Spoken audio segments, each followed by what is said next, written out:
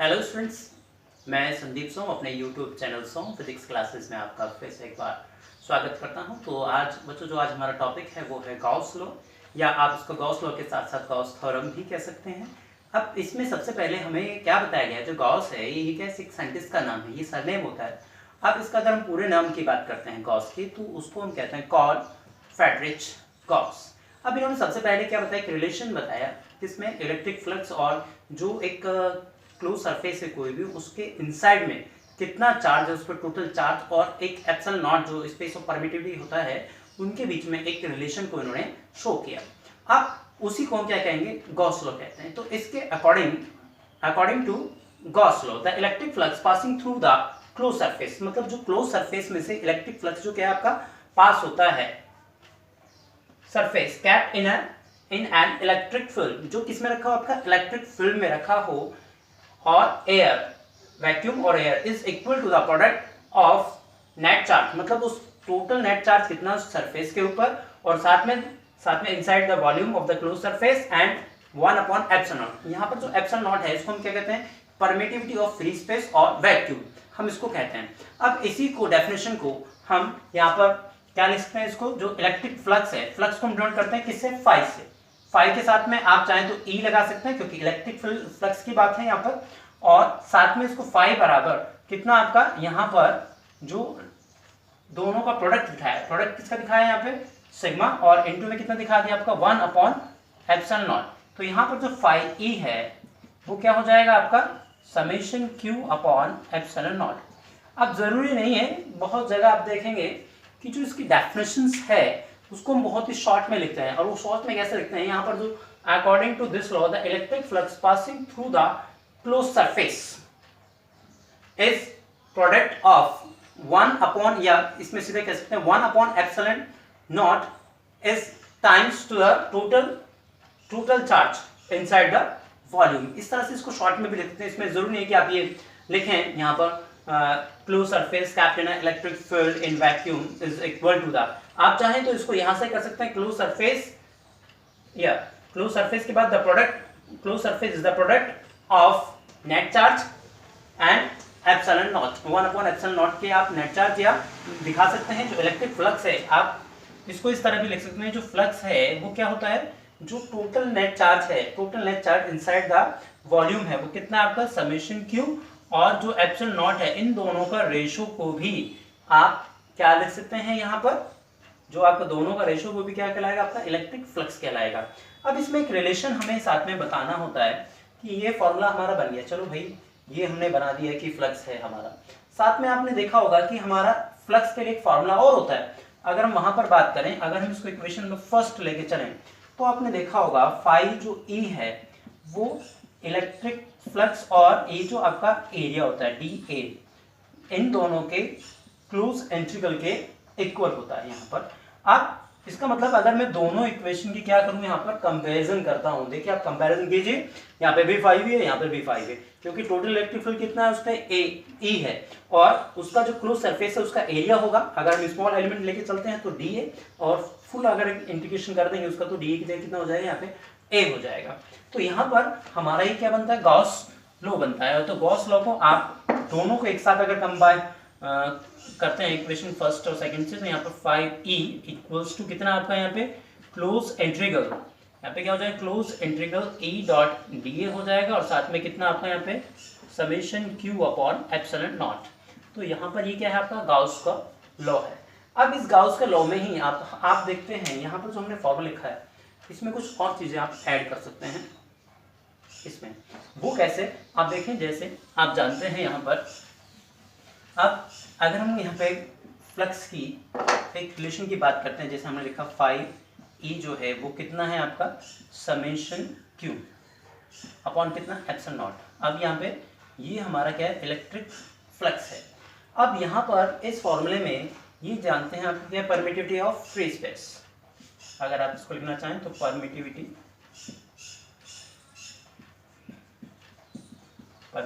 Of free space,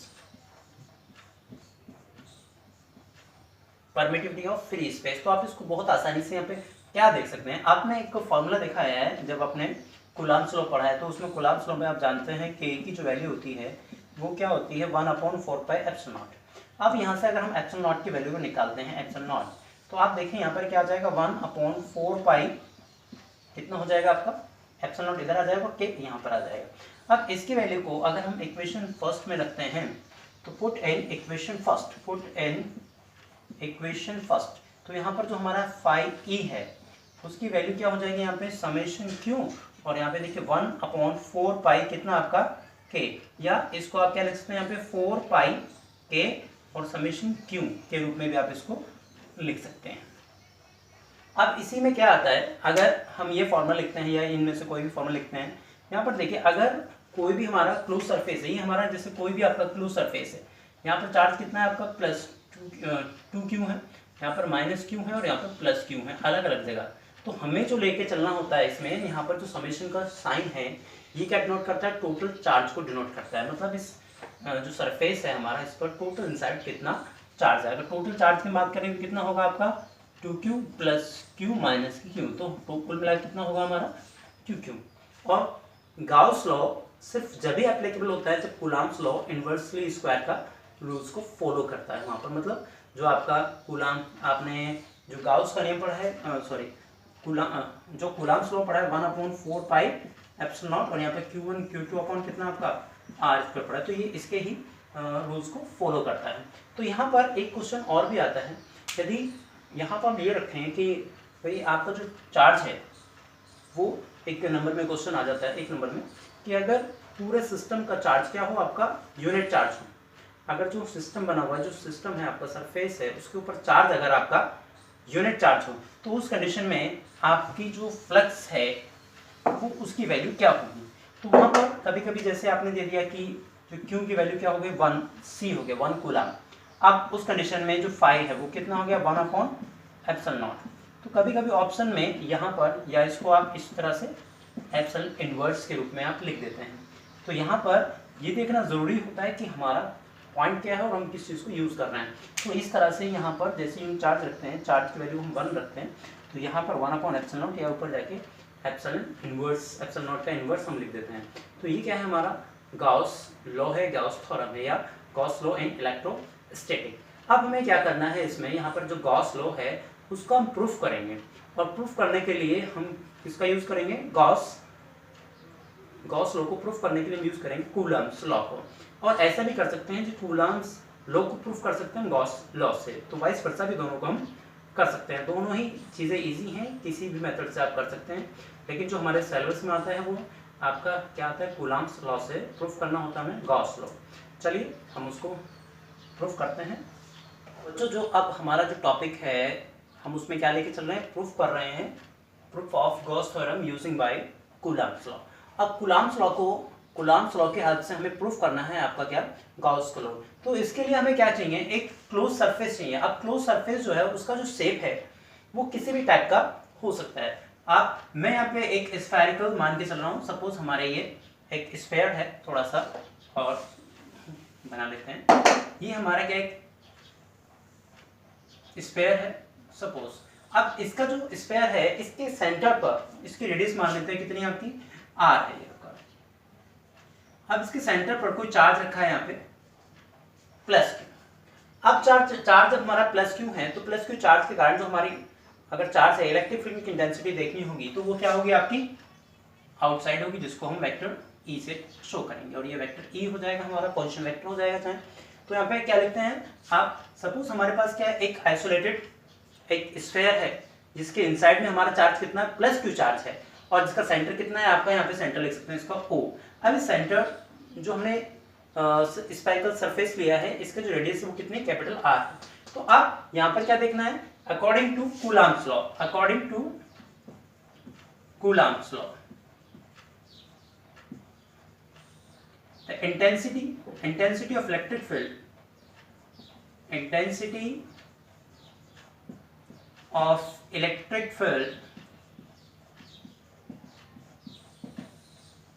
हम यहाँ पे बात करते हैं intensity of electric field at every point of the sphere, जो अगर हम सारा स्फीयर कुछ भी लेके चले तो वहां पर हमारा क्या होगा, ई होगा, और ई इक्वल टू आपने पढ़ा है तो ई इक्वल टू कितना, के की जगह हम यहाँ पर डायरेक्ट लिख के चलेंगे क्या, 1/4 पाई एप्सिलॉन नॉट, और यहाँ पर आ जाएगा आपका q अपॉन आर स्क्वायर। अगर आप इसको वेक्टर के फॉर्म में लिखोगे तो यहाँ पे आपको डायरेक्शन इसमें शो करनी होगी। अब ये क्या है, इक्वेशन नंबर हो गई आपकी फर्स्ट। अब हमें क्या देखना है, सपोज ये जो आपका पार्ट है, ये जो स्फीयर है, क्योंकि ये स्फीयर है तो स्फीयर का क्या होता है, एक एरिया होगा। तो सपोज ये इसका एक स्मॉल एरिया हमने ले लिया है यहाँ पर। अब या तो आप डी ले सकते हैं या डी एस ले सकते हैं। सपोज ये क्या है आपका, एक स्मॉल एरिया है डी ए। अब इस पर हमें क्या देखना है, अब ये जो इलेक्ट्रिक हमने जो एरिया लिया है इसमें से number of electric field lines जो है कितनी पार होंगी, क्योंकि यहाँ पर क्या है, चार्ज क्यों है तो इसमें से इलेक्ट्रिक फील्ड लाइंस पार होंगी। तो यहाँ पर जब इलेक्ट्रिक फील्ड लाइंस पार होंगी तो उसमें हम क्या लेके चलेंगे, यहाँ पर according to definition of electric flux। तो यहाँ पर अकॉर्डिंग टू डेफिनेशन हमारे पास क्या है, इलेक्ट्रिक फ्लक्स। तो इलेक्ट्रिक फ्लक्स की जो डेफिनेशन है वो phi e बराबर कितना होता है, E डॉट डी ए। अब यहाँ पे देखो आप क्या लेके चलेंगे, इंटीग्रल लेके चलेंगे आप E डॉट डी ए, और कितना आ जाएगा यहाँ पे, अगर दोनों डी ए हैं E D A cos theta, तो यहाँ पर आप क्या लिख सकते हैं, यहाँ पर तो phi e की जो वैल्यू है, जो phi e है वो क्या बन जाएगा, यहाँ पे E डी ए, यहाँ पर इंटीग्रल लगाएंगे और यहाँ पे E डी ए कितना बन जाएगा, कॉस थीटा। अब यहाँ पे अगर हम बात करते हैं जो डी ए है और E है, अगर ये दोनों एक ही डायरेक्शन में, if vector E and D A in a same direction, तो थीटा इक्वल टू कितना हो जाएगा आपका, थीटा हो जाएगा 0। उस कंडीशन में यहाँ पर जो 5e है उसकी वैल्यू कितनी आ जाएगी, यहाँ पर E डी ए आ जाएगी, और इसको हम कहेंगे इक्वेशन नंबर सेकेंड। अब आपको क्या करना है, जो इक्वेशन नंबर सेकंड बनी है तो आपको क्या करना है, यहाँ से E की वैल्यू को उठा के इक्वेशन नंबर सेकंड में आपको पुट करना है। तो यहाँ पे क्या लिखते हैं, from equation first and second. तो जैसे हम 5 की वैल्यू रखते हैं तो 5e इक्वल टू, अब यहाँ पे इंटीग्रेशन का सिंबल है, E की वैल्यू हमारी कितनी है, 1/4 पाई। यहाँ पर हम क्या लेके चलेंगे, 1/4 पाई एप्सिलॉन नॉट, और q अपॉन कितना है आपका, यहाँ पे q upon R square into में आ गया आपका डी। अब देखिए बात, आप जिसका इंटीग्रेशन करना है तो यहाँ पर देखिए बाकी सब 1/4 pi q upon R square D में सिर्फ क्या आपका ये कांस्टेंट नहीं है, बाकी सब क्या है आपका कांस्टेंट है। तो सबको आप बाहर निकाल सकते हैं, यहाँ पर 1/4 पाई एप्सिलॉन नॉट, और यहाँ पर q अपॉन क्या ले चल सकते हैं इसमें, आर स्क्वायर, और यहाँ पर क्लोज इंटीग्रल डी। अब आप जानते हैं मैंने क्या बताया कि स्फीयर बताया जिसकी रेडियस कितनी आपकी r है। तो यहाँ पर जो 5e है तो ये कितना बन जाएगा, 1/4 पाई एप्सिलॉन नॉट, और q अपॉन कितना आपका आर स्क्वायर, और डी का जब हम क्या करेंगे इंटीग्रेशन तो a आ जाएगा, और a जो है a की जगह हमारा क्या होता है 4 पाई, यहाँ पर क्या होगा 4 पाई आर स्क्वायर। तो यहाँ पर अगले स्टेप में हम क्या लिखेंगे, तो 5e जो है हमारा तो 1/4 पाई एप्सिलॉन नॉट और q upon R square into में कितना आपका 4 पाई आर स्क्वायर। तो क्या होगा 4 पाई से 4 पाई कैंसिल हो जाएगा, इस आर स्क्वायर से आर स्क्वायर यहाँ पर कैंसिल हो जाएगा। तो आप देखिए हमारे पास क्या बचा है, यहाँ पर q नॉट और नीचे एप्सिलॉन नॉट बचा है। तो उस कंडीशन में हमारा जो वैल्यू आ जाएगी वो कितनी होगी, 5e equals to q upon epsilon naught. अब देखिए जो हमने वैल्यू निकाली है q, अगर हम इसको हम फर्स्ट के लिए माने, सपोज करें हमें छोटा सा एलिमेंट माना है, तो उसके लिए हमारा कितना आ गया, q अपॉन एप्सिलॉन नॉट आ गया। तो ये छोटे से पार्ट के लिए अगर q1 q2 डॉट डॉट ऐसे माने लगे तो टोटल चार्ज हो जाएगा। फिर हम सबका क्या कर देंगे, यहाँ पे सम कर देंगे। एक चार्ज के लिए q1 आ रहा है, अगर हम q1 लेके चलें तो q1 q2 q3 इस तरह से हम इसका फुल वैल्यूज को निकाल सकते हैं, और हमारा जो रिजल्ट है वो हमें मिल चुका है 5 बराबर कितना, q अपॉन एप्सिलॉन नॉट। अभी यहाँ पर कुछ बच्चों के दिमाग में आता है कि हमने अभी मैंने कहा किसी भी शेप का ले सकते हैं, जब किसी भी शेप का ले सकते हैं तो मैंने स्फीयर क्यों नहीं, क्योंकि स्फीयर से थोड़ा सा आसान होता है, इजी होता है, इसलिए मैंने स्फीयर लिया। अगर हम स्फीयर ना लेके चलें तो तब भी हम इस क्वेश्चन को कर सकते हैं। तो आइए अब हम उस मेथड से करते हैं जिसमें हमें कोई भी हम शेप लेके चल सकते हैं। तो उसमें भी हमें क्या करके चलना है, देखिए आप, वो भी आपका आसान है, बहुत ही ईजी है, इतना टिपिकल नहीं है उसमें भी। तो जब से सबसे पहले हम बात करते हैं, कोई भी हमारे पास क्या है, क्लोज सरफेस है, ये मान के चलिए इसकी शेप कुछ भी है, ये आपका, ये हमारे पास क्लोज सरफेस है, और इसका कोई पॉइंट क्या है, ये आपका O है, और यहाँ पर एक के चार्ज क्या रखा है, +q। अब +q चार्ज से स्मॉल r डिस्टेंस पर कोई पॉइंट क्या है आपका P है, जिस पर आपको इलेक्ट्रिक फील्ड की इंटेंसिटी फाइंड आउट करनी है। अब जब भी आप इलेक्ट्रिक फील्ड की इंटेंसिटी फाइंड आउट करते हैं तो सपोज यहाँ पर क्या होता है, पॉइंट चार्ज होता है, क्योंकि अगर यहाँ पे चार्ज है तो यहाँ पे पॉइंट चार्ज, टेस्ट चार्ज की बात करते हैं, वो क्या होता है Q नॉट होता है। तो अब इस पर इंटेंसिटी देखेंगे तो सपोज क्या है, वो E है यहाँ पर इंटेंसिटी इलेक्ट्रिक फील्ड की, तो वहां पर according to Coulomb's law same to same आएगा। यहाँ पर जब हम बात करेंगे यहाँ पर according to Coulomb's law, Coulomb's law, intensity of electric field, intensity of क्या लेके चलेंगे यहाँ पे इलेक्ट्रिक फील्ड। अब देखिए यहाँ पर दिक्कत क्या है, यहाँ पे इस बार हमने स्फीयर ले लिया है, तो यहाँ पर जब इंटेंसिटी होगी तो फॉर्मूला तो वही होगा E = 1/4 पाई एप्सिलॉन नॉट और Q अपॉन कितना हो जाएगा आपका r²। इसको लेके चलते हैं इक्वेशन नंबर फर्स्ट। अब बात आती है क्या है, यहाँ पर मुझे पहले की तरह एक ये जो स्फीयर है, सॉरी ये तो कोई भी शेप है, क्लोज सरफेस है कोई भी। अब हमने क्या लेना है, यहाँ पर हमने एक कोई भी स्मॉल एलिमेंट्स ले लिया पहले की तरह, सपोज ये क्या है आपका डी है, और दोनों की डायरेक्शन पहले की तरह हम एक ले लेते हैं। अब यहाँ पर अगर हम एक भी ले लेते हैं तब भी काम चल जाएगा, नहीं लेते हैं तब भी हम उसको बताएंगे। तो ये जो हमारा एक स्मॉल एलिमेंट्स लिया जिसका एरिया कितना है आपका डी है, तो हम क्या करते हैं, इस पॉइंट को यहाँ से ऐसे मिलाते हैं और इस पॉइंट को यहाँ से इस तरह से मिलाते हैं, इसके दोनों पॉइंट्स मिलाएंगे।